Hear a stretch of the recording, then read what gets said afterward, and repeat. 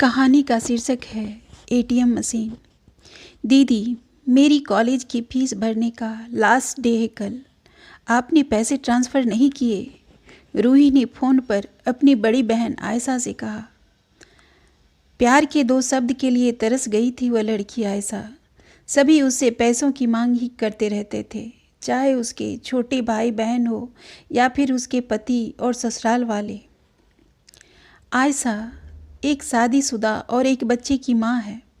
शादी से पहले एक मध्यम वर्गीय परिवार से ताल्लुक़ रखती थी। पढ़ाई में शुरू से ही काफ़ी अच्छी थी आयशा, इसलिए छात्रवृत्ति के सहारे इंजीनियरिंग की पढ़ाई बहुत ही कम फीस में पास करके उसकी एक अच्छी नौकरी भी लग गई थी। आयशा ने अपने बचाए हुए पैसों से अपने पिताजी की मदद की, जिससे उसकी शादी में हुए खर्चों का काफ़ी हद तक इंतजाम हुआ था। आयशा ऐसा करके बेहद खुश थी कि उसने अपने माता पिता की लड़की होकर भी यथासंभव मदद की है। आयशा की शादी विशाल से हुई। विशाल भी मध्यम वर्ग से ही ताल्लुक़ रखता था। हालांकि वो भी इकलौता होने के नाते अपने घर की थोड़ी बहुत जिम्मेदारी संभाल लेता था, लेकिन उस पर कोई दबाव नहीं था। शादी के बाद आयशा ने जॉब और घर दोनों अच्छे से संभाल लिए थे। उसने कुछ समय बाद विशाल को भी अपने घर की स्थिति समझा दी थी कि उसके परिवार की आर्थिक स्थिति कमज़ोर होने की वजह से वो अपने घर पर कुछ रुपए भेजना चाहती है शादी के बाद भी, क्योंकि वो चाहती है कि उसके छोटे भाई बहन दोनों अच्छी पढ़ाई करें और आत्मनिर्भर बन जाए, जिससे आयशा भी अपने परिवार की जिम्मेदारियों से मुक्त हो जाएगी। विशाल ने आयशा की बात सुनकर कहा, आयशा, अब तुम्हारे दो घर हैं, वहाँ की जिम्मेदारी उठाओ। मुझे कोई परेशानी नहीं है, पर तुम्हें मुझे भी आर्थिक तौर पर सहयोग देना होगा।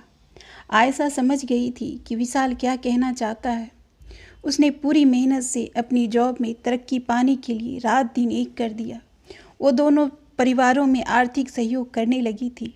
धीरे धीरे आयशा को लगने लगा कि उसके छोटे भाई बहन ने उसको पैसा कमाने वाली मशीन समझ लिया है। ना केवल फीस, बल्कि कभी वो ब्रांडेड कपड़े और जूतों की मांग करते उससे, कभी और लेटेस्ट मोबाइल, टैब, ऐसे इलेक्ट्रॉनिक उपकरणों की भी। आयशा को लगने लगा कि कोई उससे प्यार के दो बोल नहीं बोलता, कोई उससे ये नहीं पूछता कि वो घर और ऑफिस दोनों कैसे संभालती है। जब अपने घर वाले ही नहीं समझते तो ससुराल वालों से क्या उम्मीद रख सकती थी वो। आयशा को अब पता चला कि वो माँ बनने वाली है। कॉम्प्लिकेशन के चलते डॉक्टर ने उसे 3 महीने का बेड रेस्ट बताया था। आयशा ने अपनी माँ से फ़ोन पर कहा, माँ, आप रूही को 3 महीने के लिए मेरे पास भेज दो। कॉम्प्लिकेटेड है मेरी प्रेगनेंसी, मुझे बेड रेस्ट बोला है डॉक्टर ने। माँ 2 मिनट की शांति के बाद आयशा की माँ ने कहा, बेटी, रूही को भेजना तो संभव नहीं होगा तेरे पास, ये तो खुद बच्ची है। अपनी सासू माँ को बुला ले, सही रहेगा। आयशा ने भी बस हाँ बोल दिया, फ़ोन रख दिया था। आयशा की सासू माँ उसके पास 1 हफ्ते से ज़्यादा रुकती ही नहीं थी।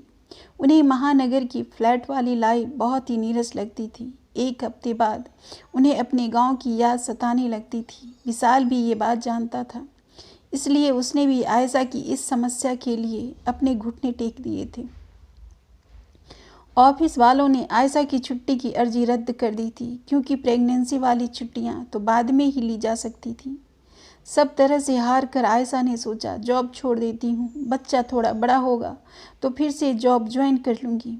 विशाल ने भी आयशा के इस फैसले में अपनी सहमति जताई।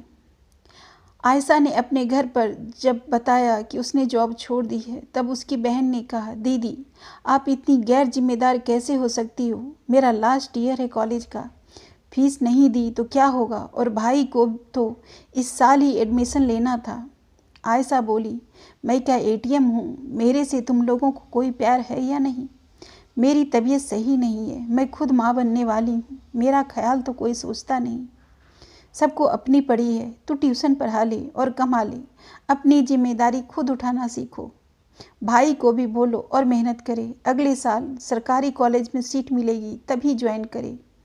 मैं तुम लोगों के लिए अपनी जीवन की कुर्बानी नहीं दे सकती हूँ। आयशा ने गुस्से में बोल तो दिया, लेकिन उसे मन ही मन बुरा भी लग रहा था। आयशा ने एक हेल्दी बेबी को जन्म दिया। बच्चा जब 2 साल का हुआ तो उसने फिर से अपनी जॉब लगा ली थी। हाँ, अब आयशा आर्थिक रूप से किसी की मदद नहीं करती थी। अपने कमाए हुए पैसों को अपने बच्चे के भविष्य के लिए संभाल कर रख रही थी। घर वाले भी समझ गए थे। आयशा का बदला हुआ रवैया देखकर उसके घर वालों ने अपनी बेवजह की आवश्यकताओं पर अंकुश लगा लिया था।